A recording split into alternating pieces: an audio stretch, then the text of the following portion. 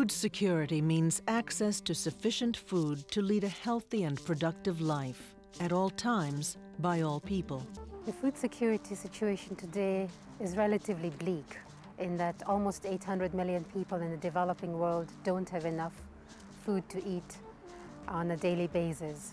Most people who are food insecure live in the developing world, in poor rural villages that fall outside of the global market.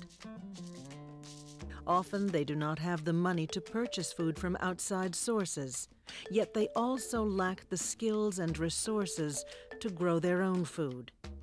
While there are many possible solutions to the problem of food insecurity, the community-based approach has been particularly successful. Using this approach, communities are producing their own food locally in a healthy, environmentally sound way, with additional benefits like economic growth and empowerment of the community. Within communities, there are solutions that exist. Maybe people didn't realize they existed and they need to be brought out, drawn out of systems. People have the wherewithal to transform themselves and their communities. And there's very good evidence that that shows that food insecurity can really be dealt a blow to end it. We just have to realize that those possibilities are there.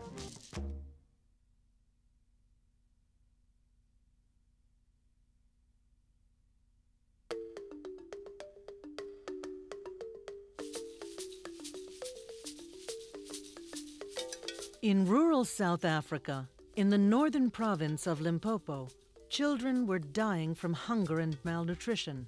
One mother whose child had been hospitalized several times with severe malnutrition was desperate for a solution. She lacked the necessary knowledge and resources to grow her own food, so she turned to the Witt School of Public Health for help. The women asked me to go and assist them to stop their children from dying. So the project that we established with the women was called Katlolanang Health and Nutrition Education Center. What we did was to make deep trench gardens. Deep trench gardening is a simple process.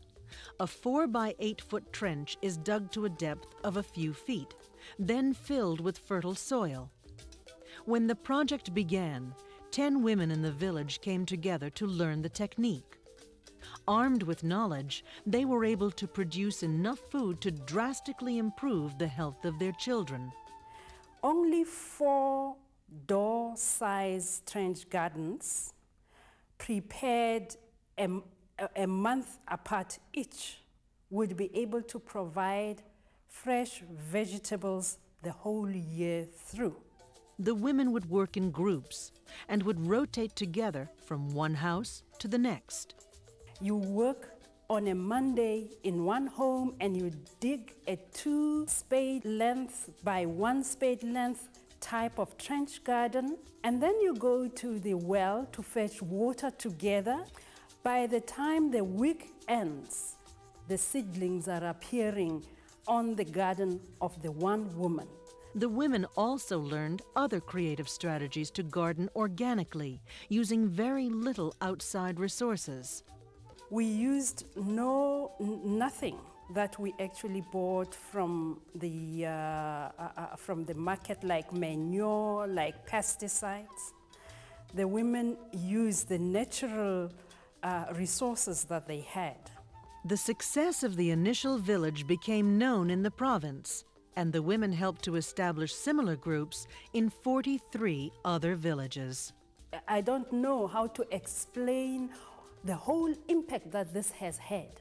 It has not only managed to address the problem of starvation, it has also united the people. Some of the signs of success are not tangible ones, but when you actually see the women and the children, and you see that the child who used to cry with a very low cry and dry, and suddenly when you sing, because we sing and dance in the villages, when you sing and dance and you see this child also singing and shaking, then you actually are very happy. We are the one